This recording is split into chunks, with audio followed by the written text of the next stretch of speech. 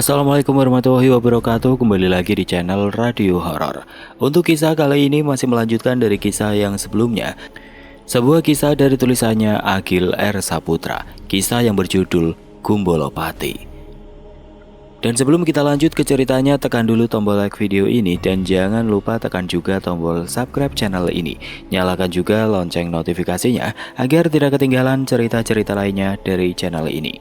Dan buat teman-teman yang pengen membaca langsung ceritanya, nanti silahkan saja kunjungi linknya yang nanti akan saya sertakan di kolom deskripsi.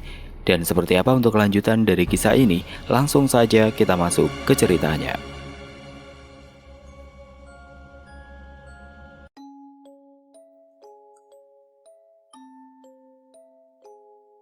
Masih di malam yang sama, setelah menyimpan bedong mayat itu di tempat yang sekiranya tepat, Pak Dirja dan Pak Sukoco pun kembali duduk di ruang tamu. Mimik wajahnya terlihat bingung, sama-sama memikirkan bagaimana caranya mereka bisa melewati malam ini tanpa memikirkan kejadian tadi.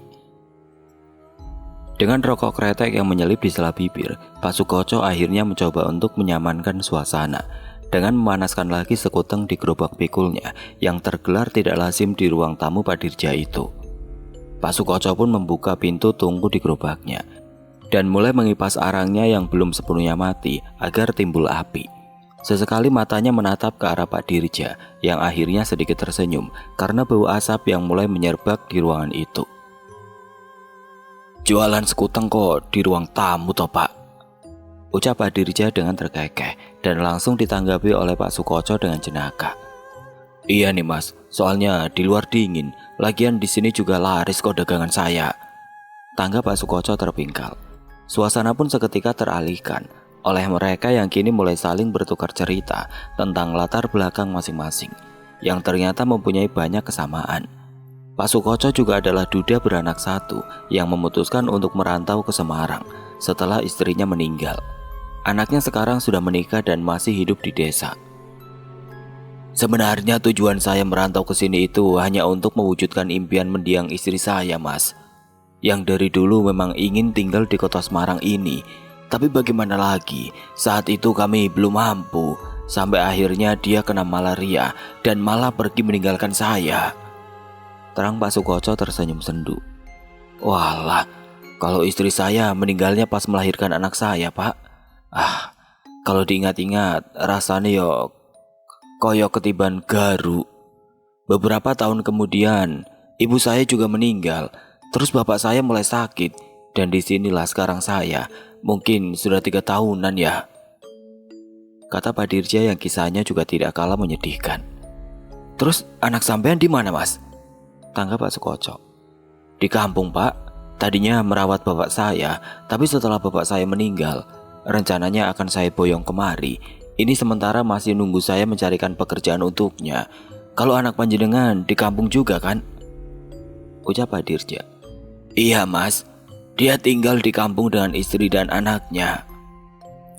"Oh begitu. Apa ndak kepikiran pulang kampung saja Pak, terus ngomong cucu?" ucap Pak Dirja lagi. "Kepikiran lah Mas. Anak saya juga berkali-kali nyuruh saya pulang dan ndak usah kerja lagi. Tapi gimana ya? Kalau di kampung itu saya bingung mau apa. Sawah juga ndak punya. Tapi saya tetap berencana untuk pulang kok. Paling ya 2-3 tahun lagi." Perbincangan itu pun terlihat semakin hangat, sehangat sekuteng Pak Sukoco yang sesekali mereka sesap di antara obrolan itu. Hingga bau gosong itu pun kembali menyengat, merusak suasana nyaman itu. Obrolan seketika terhenti. Pak Dirja dan Pak Sukoco kini saling menatap sembari memajukan ujung hidungnya untuk memastikan kebenaran aroma itu. "Shh." Pak Sukoco yang tidak lama kemudian berisyarat kepada Pak Dirja seperti menyuruhnya untuk tetap tenang. Celakanya entah sengaja atau tidak sengaja, saat ini mereka berdua berada dalam posisi yang sama seperti tadi. Ketika bau itu pertama kali muncul dan berlanjut dengan penampakan sosok yang diduga adalah mendiang Pak Suwoto. Awalnya Pak Dirja masih berusaha tenang dan sempat menanggapi isyarat Pak Sukoco itu dengan anggukan kepalanya. Akan tetapi itu tidak bertahan lama. Ketika suara engah nafas tiba-tiba muncul lagi, bersamaan pula dengan angin yang terasa menerpa jelas di tengkuk leher Pak Dirja. Hal itu pun membuat Pak Dirja tersentak takut dan segera bangkit, melompat dari kursinya merapat mendekati Pak Sukoco. "Tenang Pak, tenang," kata Pak Sukoco membisik kepada Pak Dirja yang kini sudah duduk di sampingnya. Aroma gosong itu masih saja tercium. Begitu pula dengan engan nafas yang semula lirih, kini sengalnya terasa kian jelas hingga akhirnya didengar juga oleh Pak Sukoco. Keadaan itu tidak bertahan cukup lama. Beruntungnya sampai aroma dan suara nafas itu menghilang, tidak ada wujud apapun yang muncul dan menampakkan diri. "Hilang Mas, hilang, sepertinya sudah hilang," bisik Pak Sukoco sembari mencolek tubuh Pak Dirja beberapa saat setelah itu. Dan dengan wajahnya yang masih ketakutan, Pak Dirja pun memastikan lagi menggunakan telinga dan indera penciumannya. Dahinya pun tampak mengernyit, mengamati semua sisi dan sudut ruang tamunya itu dengan seksama. Hingga akhirnya, "Iya Pak, sudah hilang," ucap Pak Dirja yang setelah itu mengajak Pak Sukoco untuk segera beristirahat. "Monggo Mas, kalau sampean mau istirahat, saya tak tidur di kursi sini saja," ucap Pak Sukoco yang tentu langsung ditolak oleh Pak Dirja. "Jangan Pak, kita tidur di dalam kamar saja. Saya kebetulan ada kasur 2 kok. Terserah panjenengan mau di atas atau di bawah. Yang penting saya ada yang temani." "Wah, saya ndak enak Mas. Mosok tidur di kamar yang punya rumah." "Alah, ndak apa-apa Pak. Ayo, bantu saya ngangkat kasurnya," tanggap Pak Dirja yang sembari mengajak Pak Sukoco untuk masuk ke kamarnya. Sejurus dengan itu Pak Sukoco yang sebenarnya sudah lelah pun akhirnya menuruti dan segera turut masuk ke dalam kamar Pak Dirja. Mereka pun menggelar satu kasur lagi di lantai bawah sebagai alas tidur untuk Pak Sukoco. "Saya di bawah saja Mas," ucap Pak Sukoco. "Ndak apa-apa Pak. Kalau dingin di atas saja, biar saya yang tidur di bawah." "Enggak Mas, matur suwun, saya tidur di sini saja." Hingga tidak lama setelah itu mereka pun mulai merebah dengan matanya yang masih sama-sama relamun mengawang menatap langit-langit kamar. Setelah semua yang terjadi sepertinya tidak mudah bagi mereka untuk bisa terlelap. Sungguh malam yang sangat aneh. Begitulah sekiranya batin mereka saat itu. Hingga menit demi menit pun berlalu dengan Pak Dirja dan Pak Sukoco yang masih saja belum berhasil memejamkan matanya. "Belum tidur toh Pak?" tanya Pak Dirja setelah menengok dan melihat Pak Sukoco ternyata masih terjaga. Belum Mas, ndak tahu ini, kok sulit banget. Sekarang jam berapa toh?" jawab Pak Sukoco. Pak Dirja pun agak bangkit dari kasurnya, meraih jam tangannya yang tergeletak di meja dekat ranjangnya. Dan ia pun segera menyadari kalau ternyata sekarang sudah terlampau larut. "Walah, ternyata sudah jam 2 Pak. Duh, kalau begini bisa-bisa besok saya ndak masuk kerja ini," kata Pak Dirja yang tiba-tiba disambut oleh Pak Sukoco dengan gelagat waspada. Sebentar, sampean barusan denger ndak?" kata Pak Sukoco. "Dengar apa Pak?" tanggap Pak Dirja seraya bersiap untuk terperajat dari kasurnya. "Saya barusan kok seperti mendengar suara orang mengerang ya," jelas Pak Sukoco. "Duh, enggak kok Pak, saya enggak dengar apa-apa," tanggap Pak Dirja sembari melebarkan telinganya. Pak Sukoco pun mencoba untuk tidak ambil pusing, walau sebenarnya di sisi lain saat itu ia cukup yakin telah mendengar suara erangan di sela pembicaraan mereka tadi. "Oh, mungkin saja saya yang salah dengar Mas," jawab Pak Sukoco yang mencoba untuk berbaik sangka. Akan tetapi anggapan itu pun segera runtuh dalam sekejap karena beberapa detik setelah itu suara erangan itu tiba-tiba muncul lagi dengan lebih jelas dan kali ini tentunya didengar juga oleh Pak Dirja. "Aduh!" Begitulah sekiranya suara rintik erangan itu yang mana terdengar seperti suara dari seorang laki-laki. Pak Dirja yang terkejut langsung terperajat merapat di kasur bawah bersama Pak Sukoco. "Tolong!" Suara itu terdengar lagi tidak lama kemudian dengan kalimat berbeda. Terlihat kini Pak Dirja yang meringkuk dan bersembunyi di balik punggung Pak Sukoco, bersamaan dengan suara rintihan yang belum juga terhenti dan sekarang malah terdengar memohon-mohon untuk dibukakan pintu karena ingin masuk ke dalam kamar. "Tolong, bukakan pintunya, aku takut berada di luar, aku ingin ikut masuk." Begitulah suara itu terdengar dengan sangat memelas. Harusnya dari awal mereka sudah tahu Tapi entah mengapa justru baru di titik inilah Pak Dirja dan Pak Sukoco akhirnya menyadari dan mengenali siapa orang yang tengah merintih dan memohon di depan pintu itu. Ya, itu adalah mendiang Pak Suwoto. Entah benar dan tidaknya, yang jelas apa yang mereka dengar saat itu adalah suara dari almarhum. Rintihan itu pun masih berlanjut dan kini mulai ditambah lagi dengan ketukan-ketukan. Tak, tak, tak, tak. Tolong bukalah, saya benar-benar takut berada di luar sendirian. Suaranya semakin jelas dan tidak bisa mereka bantah lagi kalau suara itu memanglah suara khas dari mendiang Pak Suwoto. Hati mereka mulai sedikit goyah oleh suara mendiang Pak Suwoto yang mengiba itu, membuat Pak Dirja yang semula bersembunyi di balik punggung Pak Sukoco kini mulai berani menegakkan kepalanya dengan perlahan.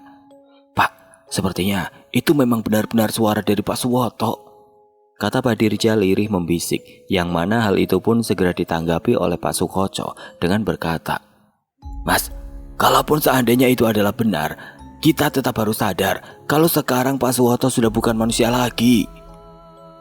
Tanggap Pak Sukoco membisik di antara rintihan serta ketukan-ketukan itu. Tolong, bukakan. Rintihan yang masih saja bertahan dan rasa-rasanya terdengar semakin jelas. Tidak banyak yang bisa mereka lakukan selain berdoa dan berusaha untuk mengabaikan semua suara-suara ganjil yang mereka dengar itu. Beruntung tidak lama kemudian erang rinti dan ketukan-ketukan itu pun berhenti. Suasana pun berubah hening dan perlahan-lahan kian melandai tenang. Pak Sukoco dan Pak Dirja tampak mulai merasa sedikit lega, akan tetapi mereka benar-benar tidak tahu bahwa ternyata masih ada satu gangguan lagi yang akan muncul dan kembali mengobrak-abrik ketenangan yang hanya sekejap itu. Mungkin tidak sampai 1 menit ketenangan itu bertahan hingga gangguan itu kembali lagi, dan kali ini dengan membawa kadar kengerian yang jauh lebih tinggi. Dak! Diawali oleh sesuatu yang menghantam pintu kamar itu dengan keras, yang seperti menimbulkan hempasan angin yang terasa menerpa wajah Pak Dirja dan Pak Sukoco. Allahu Akbar! Sentak Pak Dirja yang tentunya sangat terkejut. Begitu pula Pak Sukoco yang sontak terperajat dan terhuyung ke belakang. Sempat ada jeda hening beberapa detik setelah hantaman di pintu, hingga tidak lama kemudian terdengarlah suara orang yang memanggil nama Pak Dirja. Suara lelaki yang sangat familiar baginya. Dirja! Suara itu terdengar jelas dan seketika membuat Pak Dirja tertegun karena ia merasa sangat mengenal suara itu. Sebenarnya ada satu nama yang langsung muncul di pikiran Pak Dirja dan itulah yang menjadi jawabannya tentang siapakah pemilik suara yang tadi menyebut namanya itu. Akan tetapi di sisi lain, ego Pak Dirja masih berusaha kuat untuk tidak percaya isi pikirannya sendiri. Hingga akhirnya terdengarlah lagi untuk kedua kalinya suara yang memanggil namanya itu, yang mana kemunculannya kali ini seakan-akan bertugas menjadi penjelas dan peruntuk akal sehat Pak Dirja. Dirja, Dirja, ini Bapak nak, tolong bukakan pintu ini. Begitulah suara itu terdengar, yang langsung membuat Pak Sukoco menoleh dan segera memegangi lengan Pak Dirja. Di titik nalar Pak Dirja sudah tidak kuasa untuk menampik. Akal sehatnya tidak lagi bisa membantah bahwa suara yang dari awal memang sudah ia sangkakan dan kenali itu adalah suara dari mendiang Mbah Gajul, ayahnya yang belum genap 100 hari meninggal itu. Bapak! Sentak Pak Dirja yang sepertinya mulai kehilangan kendali atas dirinya. Sementara Pak Sukoco yang sepertinya paham akan hal itu pun tampak memegangi Pak Dirja dengan lebih kuat. Bukan Pak, bukan, jangan tertipu, kata Pak Sukoco sembari mencengkram tangan Pak Dirja sekuat tenaga. Akan tetapi Pak Dirja sama sekali tidak bergeming. Ia seakan-akan sudah terlena oleh suara panggilan yang 100% sangat mirip dengan mendiang ayahnya itu. Hingga tanpa aba-aba Pak Dirja tiba-tiba saja bangkit menyingkap cengkraman Pak Sukoco dan setelah itu langsung beranjak maju ke arah pintu. Namun beruntung Pak Sukoco berhasil mencegah Pak Dirja yang kala itu telah diambang pintu. Dengan posisi tangan yang sepertinya sudah memutar kunci dan harusnya telah siap membukanya dalam satu ayunan saja. Bukan Mas, itu bukan, jangan buka, jangan buka, kata Pak Sukoco sembari terus menahan tangan Pak Dirja. Suasana pun sempat menjadi hening setelah itu. Namun sayangnya lagi-lagi itu tidak bertahan lama, karena gangguan pun tiba-tiba muncul lagi dan kembali memanggil satu nama. Disinilah semua sama sekali tidak menduga, karena ternyata bukan nama Pak Dirjalah yang terdengar saat itu, melainkan nama dari Pak Sukoco. "Mas Koco!" Terdengarlah suara itu memanggil Pak Sukoco, dan kini memecah lagi kesunyian yang sebenarnya baru saja sekejap bertahan. Gangguan kali ini sangat jelas dan sepertinya memang tertuju untuk Pak Sukoco. Akan tetapi entah tengah melamun atau memang sedang terlampau kalut, saat itu Pak Sukoco hampir tidak bisa mendengarnya, hingga panggilan serupa pun muncul lagi untuk kedua kalinya. Mas Koco!" Ucap kembali suara itu dari balik pintu, yang mana untuk kali ini Pak Sukoco yang berhasil menangkap itu dengan jelas pun seketika langsung terdiam membeku, karena suara itu adalah suara yang setiap hari selalu ia rindukan. Ya, istrinya. Suara itu adalah suara dari mendiang istri Pak Sukoco yang diketahui telah meninggal belasan tahun lalu. Meski terdengar tidak terbantahkan, Pak Sukoco berusaha untuk menampiknya. Akan tetapi dalam waktu yang bersamaan, ia seperti mulai merasakan dorongan yang sangat besar di dalam benaknya. Sebuah dorongan yang entah dari mana asalnya dan seakan terus-menerus meyakinkannya untuk percaya bahwa panggilan itu adalah suara dari arwah mendiang istrinya. Awalnya Pak Sukoco masih sadar betul kalau saat itu ia sedang dipermainkan dan tengah dipandu menuju perangkap agar ia percaya, hingga semua pun buyar menghitam. Ketika terdengarlah lagi suara yang menyerupai istrinya itu untuk ketiga kalinya. "Mas Koco, ini aku Mas Koco, istrimu. Sudah lama sekali ya kita tidak bertemu." Panggil suara dari balik pintu itu sekali lagi. Hingga disinilah Pak Sukoco mulai kehilangan ritmenya dan sepertinya berhasil terbuai masuk dalam perangkap itu. Itu terlihat dengan dirinya yang tiba-tiba saja berkata, "Dek," kata Pak Sukoco menjawab suara dari balik pintu, seakan mengiyakan kalau itu adalah suara mendiang istrinya. Pak Dirja yang melihat itu pun sekarang berbalik menyadarkan Pak Sukoco. Dengan pertanyaan yang kurang lebih sama seperti tadi, Pak Sukoco mengingatkannya. "Eling sampean Pak, eling," kata Pak Dirja sentak membisik sembari meremas pundak Pak Sukoco itu. Namun ternyata tidak semudah itu. Pak Sukoco sama sekali tidak bergeming oleh peringatan Pak Dirja. "Sadar Pak, nyebut," kata Pak Dirja lagi, yang kini dengan agak sedikit berteriak. Setelah itu Pak Sukoco memang menanggapi, namun bukan sadar, ia justru berkata kepada Pak Dirja dengan ungkapan bahwa suara itu memang benar dari mendiang istrinya. "Sebentar Mas, sebentar, sepertinya itu memang istri saya," tanggap Pak Sukoco yang seketika membuat Pak Dirja tercengang heran. Hingga terdengar lagi suara dari balik pintu itu yang kini setiap kalimatnya mulai terus ditanggapi oleh Pak Sukoco. Bahkan itu terdengar seperti layaknya orang yang tengah berbincang. Pak Sukoco dan suara yang mengaku sebagai istrinya itu terdengar jelas saling bertukar kata. Dalam keadaan ini Pak Dirja sudah tidak berdaya. Ia yang teramat sangat ketakutan kini hanya bisa menutup mata dan telinganya. "Allah, selamatkan aku," batin Pak Dirja yang meringkuk di antara percakapan tidak lazim itu. Entah berapa lama keadaan itu bertahan, yang jelas perbincangan aneh itu pun akhirnya tidak lagi ia dengar. Dan disusul dengan Pak Sukoco yang tidak lama kemudian merasakan ada seseorang yang menggoyang-goyangkan tubuhnya. Pak Dirja mengira kalau itu adalah Pak Sukoco yang telah sadar dan sekarang hendak mencoba untuk memberitahunya. Namun ternyata ia salah mengira. Karena semua pun berubah setelah ia menegakkan kepalanya dan melihat sesuatu yang sama sekali tidak ia sangka sebelumnya kini duduk di depannya. Apa yang dilihatnya ternyata bukanlah Pak Sukoco seperti yang ia kira, melainkan sosok pocong yang kini duduk bersimpuh tepat di hadapan matanya. Pak Dirja terpaku mematung tidak bisa berbuat apa-apa. Lidahnya keluh untuk berteriak, tubuhnya tertahan tidak bisa digerakkan. Bahkan untuk sekedar memalingkan pandangannya pun, ia sama sekali tidak bisa. Mata Pak Dirja seakan dipaksa untuk terus menatap sosok bungkusan kafan itu. Hingga beruntungnya ia yang sudah berada di puncak ketakutannya ini, pandangannya mulai kian menggelap, sampai akhirnya ia pun limbung terhuyung tidak sadarkan diri. Azan subuh yang berkumandang membangunkan Pak Dirja memaksa separuh tubuhnya yang masih kantuk itu untuk bangkit, meski dengan rasa pening di kepalanya. Ia pun tampak memijat pangkal hidungnya bersamaan dengan samar ingatan kejadian semalam yang perlahan mulai terangkai sedikit demi sedikit di dalam pikirannya. Tidak lama kemudian perhatian Pak Dirja pun segera tertuju oleh suara dengkuran Pak Sukoco.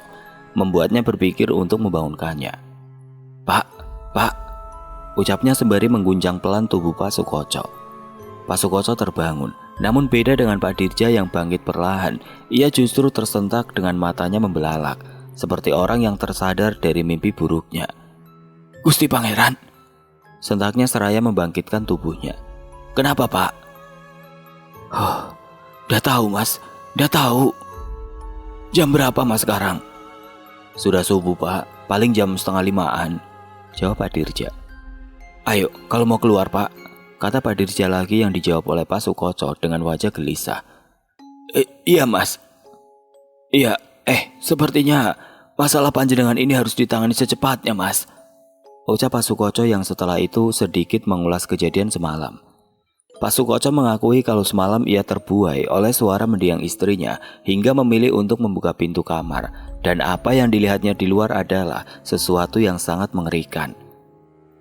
Ini sebenarnya tidak patut untuk saya sampaikan, Mas, tapi karena sepertinya berhubungan dengan Amit Sewu, nyawa panjenengan, saya akan tetap menyampaikannya, jelas Pak Sukoco yang tentu membuat Pak Dirja ingin tahu. Apa, Pak? Panjenengan lihat apa? Tanya Pak Dirja menaikkan alisnya, hingga Pak Sukoco pun berkata bahwa di luar pintu itu ia melihat tubuh Pak Dirja yang tengah dibedong untuk dikafani. Pak Sukoco mengibaratkan kejadian itu seperti mimpi, di antara suara istrinya yang terus memanggil dan menuntunnya ke jalan yang gelap. Di sudut lain ia melihat cahaya temaram tengah menyoroti sesuatu kerumunan orang yang sedang mengurus jenazah. Pak Sukoco sempat meminta izin kepada istrinya untuk melihat kerumunan itu. Sebune, kata Pak Sukoco sembari memeragakan ceritanya itu. Hingga sesampainya ia di kerumunan itu, ia pun melihat jenazah Pak Dirja yang tengah dikafani. Di situ seketika ia sadar dan segera kembali masuk ke kamar, mengabaikan suara mendiang istrinya yang masih terus saja memanggil. Saya takut kalau ini bukanlah pertanda yang baik, Mas, kata Pak Sukoco yang kemudian menyarankan Pak Dirja agar segera bertemu dengan kenalannya di dekat pelabuhan Tanjung Mas untuk membicarakan masalah ini. Kalau bisa, sore ini kita ke sana, Mas, kata Pak Sukoco yang segera diiyakan oleh Pak Dirja. Baik, Pak, nanti pulang kerja saya akan pinjam mobil atasan saya, kata Pak Dirja, dan mereka pun membuat janji bertemu di terminal dekat dengan kontrakan Pak Sukoco. Kita ketemu di terminal saja, Mas, mungkin sekitar jam 4-an ya. Dan jangan lupa, bawa barang itu ya, tugas Pak Sukoco. Mereka pun keluar dari kamar. Bersamaan dengan mentari yang mulai muncul, Pak Sukoco segera berpamitan untuk pulang. Dan tidak lupa, sesuai janji Pak Dirja mengganti uang omset dagangannya. Ini, Pak, sekalian untuk nanti malam dan besok, karena sepertinya saya masih akan mengganggu waktu panjenengan berdagang 2 malam ini. Semoga saja ini cukup, ucap Pak Dirja sembari memasukkan beberapa lembar uang pecahan Rp100 ke dalam saku kemeja Pak Sukoco.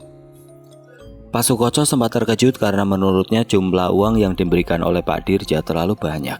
Ia yang merasa tidak enak sempat ingin mengembalikannya, tapi karena Pak Dirja tetap saja memaksa, ia pun mau tidak mau menerimanya, walau sembari menelan rasa ibahnya sendiri terhadap Pak Dirja. Sampun, Pak, bawa saja, saya ikhlas kok. Pokoknya sesuai janji saya semalam, simpan saja, semoga cukup untuk 2 hari ke depan, tugas Pak Dirja di akhir obrolan pagi itu. Setelah itu Pak Dirja pun bergegas mandi dan berangkat kerja, melakukan rutinitasnya seperti biasanya.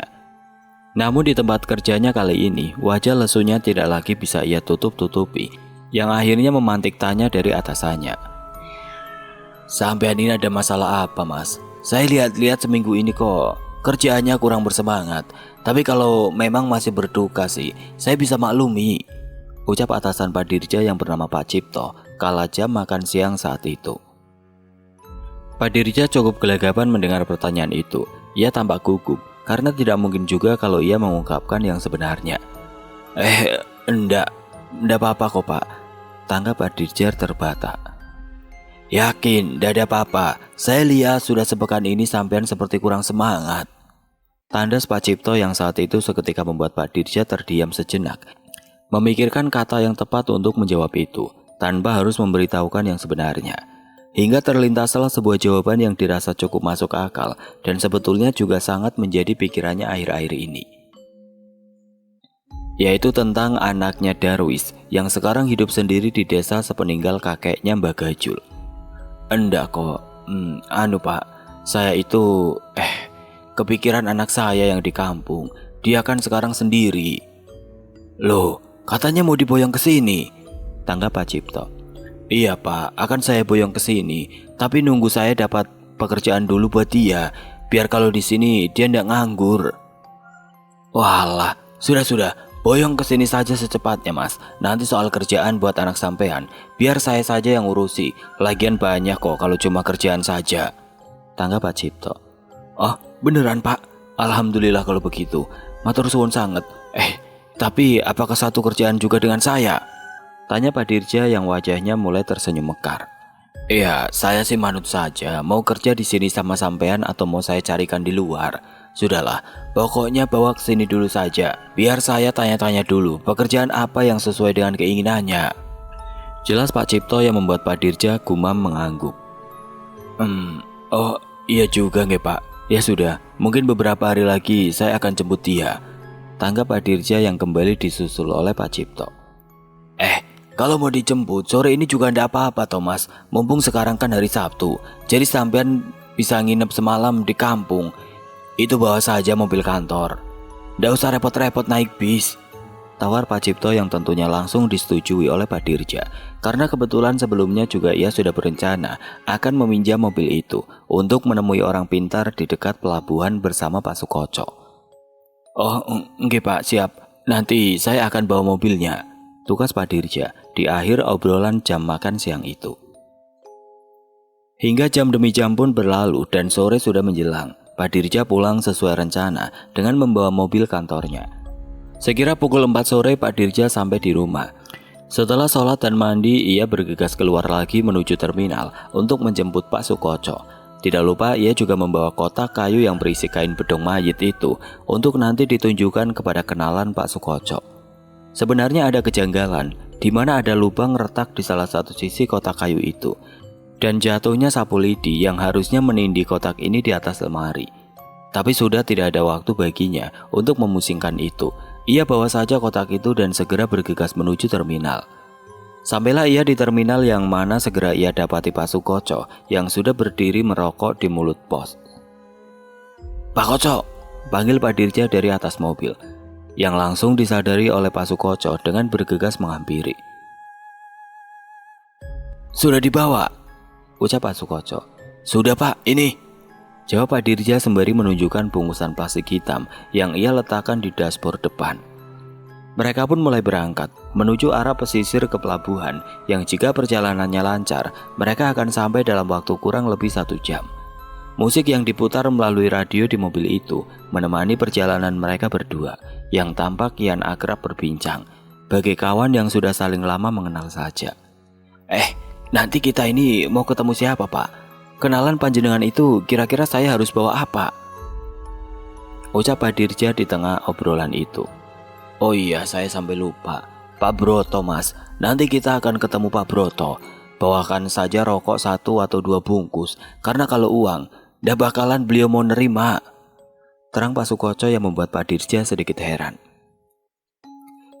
Kok nggak mau nerima uang, kenapa memang Pak? Pak Dirja mengernyitkan dahinya. Nggak tahu juga sih Mas, tapi sepertinya karena beliau ini memang sudah kaya. Juragan tambak Pak Broto ini, namun juga terkenal sebagai orang pintar di daerah situ. Lihat saja nanti rumahnya. Sampean pasti heran, kata Pak Sukoco. Oh gitu toh, tanggap Pak Dirja, yang setelah itu memberitahukan juga kepada Pak Sukoco bahwa nanti sepulang mereka dari urusan ini, ia akan langsung bertolak ke kampungnya, Desa Turi, untuk menjemput Darwis anaknya, karena telah mendapat pekerjaan. Wah, syukur kalau begitu Mas. Jadi paling tidak ada yang menemani sampean di rumah. Kalau bisa carikan sekalian istri orang kota Mas, tanggap Pak Sukoco berkelakar. Iya Pak, betul. Kalau sepi itu bikin otak gampang stres. Tapi kalau masalah menantu, sepertinya saya serahkan saja sama anaknya Pak. Biar milih sendiri. Syukur-syukur sih kalau dapat orang sini, jawab Pak Dirja yang turut terkekeh juga. Matahari terlihat kian mereda. Mereka sempat menepi di sebuah warung untuk membeli beberapa bungkus rokok dan setelah itu kembali melanjutkan perjalanan. Hingga singkatnya sekira mungkin 20-30 menit kemudian, akhirnya sampailah Pak Dirja dan Pak Sukoco itu di tempat tujuan. Sesuai petunjuk Pak Sukoco, mobil pun berhenti di depan sebuah rumah bergaya priai. Tampak seorang pria berusia 70 tahunan tengah duduk santai di teras rumah itu. Ya, betul, ia adalah Pak Broto. "Oh, bagus begini rumahnya. Orang kaya ini pasti," batin Pak Dirja. "Kang Broto," ucap Pak Sukoco kini sembari turun dari mobil, yang mana langsung disambut dengan lambaian tangan dan sapaan dari Pak Broto itu sendiri. "Wih, Mas Koco, akhirnya datang juga. Sini silakan masuk. Sudah saya tunggu dari tadi loh," jawab Pak Broto seolah-olah sudah tahu terlebih dahulu akan kedatangan mereka. Pak Sukoco hanya tertawa mendengar itu. Sementara Pak Dirja yang sepertinya masih canggung, tampak mengangguk dan melempar senyum saja, yang segera juga disambut oleh Pak Broto dengan ramah. "Sini, monggo Mas, silakan masuk," ucap Pak Broto kepada Pak Dirja. Mereka pun segera masuk dan duduk bersama di ruang tamu Pak Broto itu. Dan seperti layaknya tamu pada umumnya, mereka pun sejenak saling berbasa-basi terlebih dahulu, sampai akhirnya Pak Sukoco pun mulai membuka obrolan inti dengan memperkenalkan Pak Dirja. "Ini Kang, teman saya Mas Dirja, sedang butuh bantuan dari panjenengan," ucap Pak Sukoco yang menjadi pembuka akan maksud dari kedatangan mereka berdua. "Oh, gimana Kang? Apa yang bisa saya bantu?" jawab Pak Broto yang langsung ditanggapi oleh Pak Sukoco dengan menoleh ke arah Pak Dirja dan mulai mempersilakannya untuk menjelaskan. Pak Dirja pun menarik nafasnya dan mulai menjelaskan maksud dari kedatangannya itu, seraya meletakkan kantong berisi kotak kayu wadah dari bedong mayit di atas meja dengan pelan. "Begini Pak, saya sowan kesini itu meminta tolong, mau ngerepoti panjenengan untuk melarung benda ini." Pak Broto menanggapi itu dengan senyum anggukannya. Hingga tidak lama kemudian ia pun bertanya kenapa Pak Dirja ingin membuang benda itu. "Anu Pak, saya ini tidak mampu merawatnya. Lagi pula saya juga tidak begitu suka dengan barang-barang semacam ini," jawab Pak Dirja yang kali ini ditanggapi oleh Pak Broto dengan cukup aneh. Pak Broto tampak terdiam sembari memejamkan matanya, dan setelah itu wajahnya yang semula santai pun mendadak berubah dan seperti menunjukkan sebuah kekhawatiran. "Ada apa Kang?"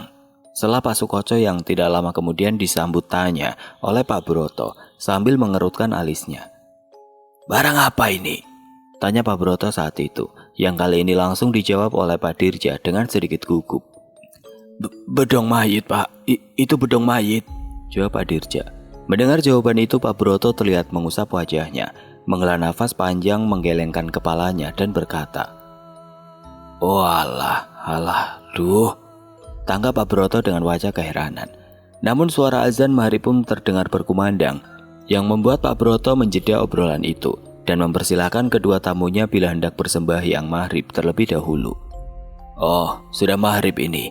Kalau sampean mau sholat dulu ndak apa-apa, ngobrolnya kita teruskan nanti," ucap Pak Broto yang juga menawarkan tempat kepada dua tamunya itu untuk sembahyang di rumahnya. "Ayo, saya antar ke belakang," tawar Pak Broto yang dengan tubuh yang separuhnya sudah bangkit dari tempat duduknya. Pak Dirja dan Pak Sukoco pun mengiyakan tawaran itu dan segera berjalan masuk mengikuti Pak Broto. Mereka pun diantar untuk mengambil wudhu di sumur belakang terlebih dahulu. Dan setelah itu segera menjalankan sholatnya di tempat yang sudah disediakan. "Monggo silakan, baratnya ke arah sana ya. Itu sajadahnya, saya tunggu di ruang tamu," tugas Pak Broto.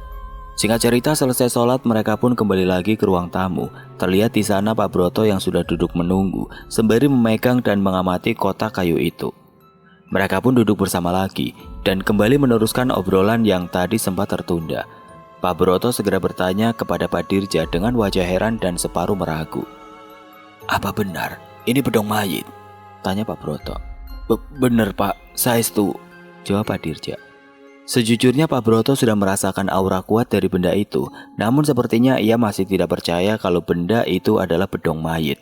Ia pun menyuruh Pak Dirja untuk membongkar kotak kayu yang terpaku mati itu. "Coba buka Mas, saya mau lihat dulu," pinta Pak Broto, sembari meraih tang catut dari bawah meja dan memberikannya kepada Pak Dirja. Mau tidak mau Pak Dirja pun meraih tang catut itu, walau dengan wajah yang tampak gugup meragu, dan setelah itu mengambil kotaknya dengan perlahan dan mulai melepaskan satu persatu paku yang mematerinya, sampai akhirnya kotak itu benar-benar terbuka seutuhnya. Dan terlihatlah kain putih lusuh yang terlipat rapi, bersamaan dengan bau aneh yang menyerba keluar. Tidak lama kemudian Pak Broto pun mengambil kain rombeng itu, membentangkannya, mencermatinya, dan setelah itu bertanya kepada Pak Dirja dari mana ia mendapatkan benda ini. "Bagaimana sampean mendapatkan benda ini?" "Itu warisan turun-temurun, Pak, dari keluarga saya, dan terakhir dipegang oleh mendiang bapak saya."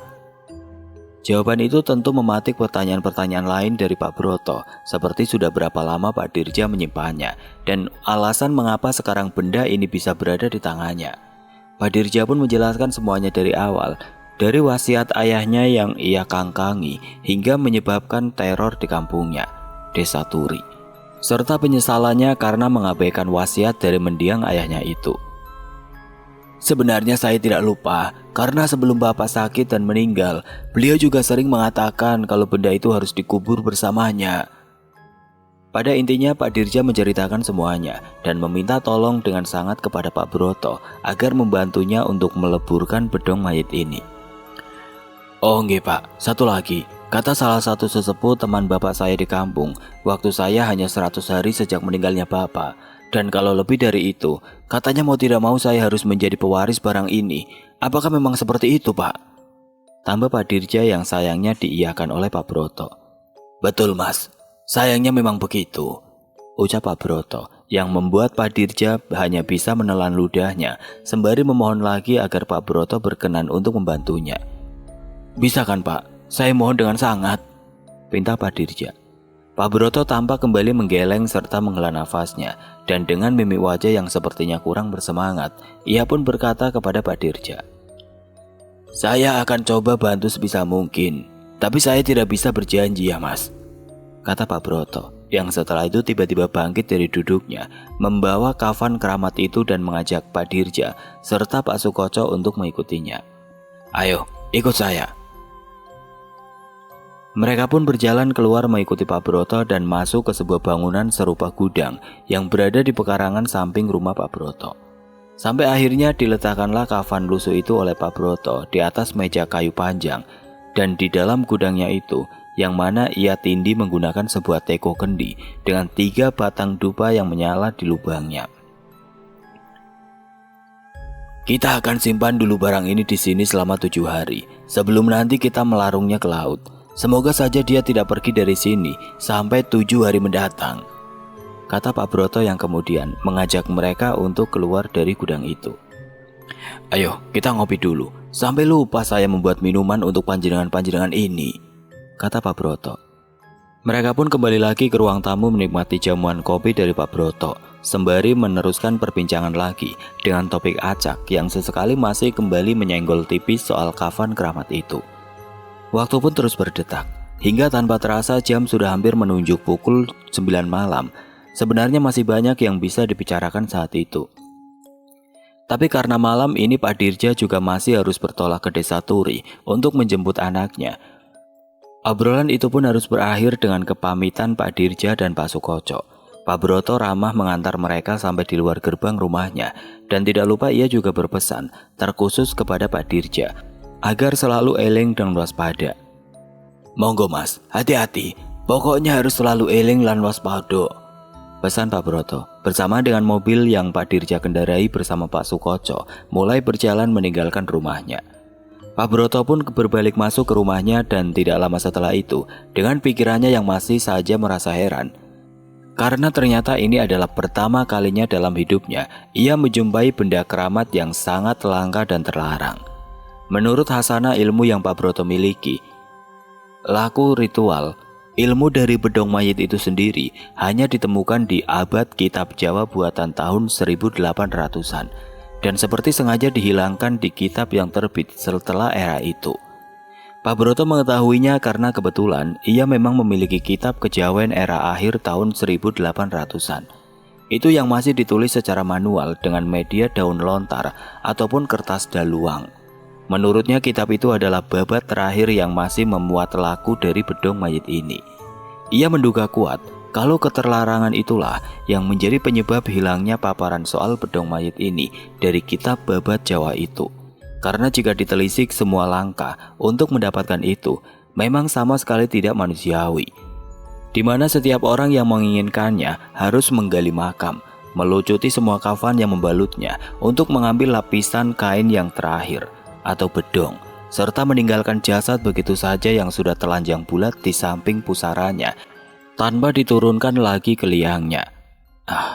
Iblis pun akan geleng-geleng kepala melihat kelakuan manusia yang seperti itu.